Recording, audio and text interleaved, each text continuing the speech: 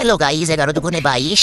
এই যে হতভাগা আমি, আই যে রহিম ভাই, আমরা কাঁকড়া খাওয়ার জন্য দুইটা বড় বড় কাঁকড়া আনছিলাম।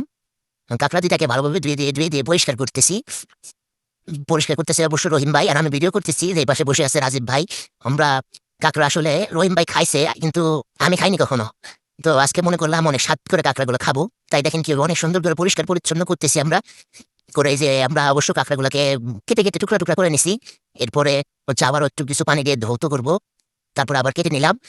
কেটে কেটে এই যে টুকরা টুকরা করতেছে রহিম ভাই, অবশ্য সবকিছু করছে, আমি ভিডিও করছি। এই যে রাজীব ভাই, মিজান ভাই সবাই বসে আছে, দেখতেছে যে কাঁকড়াগুলো কিভাবে রান্না করা হয়। তো রাজীব ভাই আবার চুলায় আগুন ধরাই দিচ্ছে।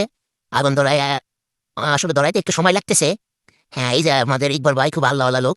ইকবল ভাই তো দেখেই ভয় পাইছে, দৌড় মারলো। আর রহিম ভাই যে দেখেন চুলার ভিতরে দিতেছে, গরম পানিতে দিতেছে অবশ্য। এটাকে ফুল বয়েল করে তারপরে হচ্ছে রান্নার প্রসেস। বয়েল হচ্ছে, আমরা বসে আছি। এই যে সাদা সাদা কি জানি বের হয়েছে ওটা থেকে, ওইটাকে। এটা হচ্ছে ভিডিওর প্রথম পার্ট। আর এই পার্টে যদি আপনারা অনেক অনেক বেশি লাইক এবং কমেন্ট এবং শেয়ার করেন, তাহলে আমরা এরপরে নেক্সট পার্ট, যেটাতে কাঁকড়াটা কেমন হয়েছিল এবং খেতে কেমন স্বাদ হয়েছিল, সবকিছু আপনাদের সাথে শেয়ার করব। যদি আপনারা এই ভিডিওটাতে অনেক অনেক বেশি লাইক দেন, আপনারা জানেন যে আপনাদের লাইকই আমাদের ভিডিও করার অনুপ্রেরণা বাড়িয়ে দেয়। সো আমি আশা করব আপনারা এই ভিডিওটা সবাই বেশি বেশি লাইক, কমেন্ট এবং শেয়ার করে আমাদের আগ্রহ এবং অনুপ্রেরণা তৈরি করবেন নেক্সট ভিডিও দেওয়ার। ধন্যবাদ সবাইকে।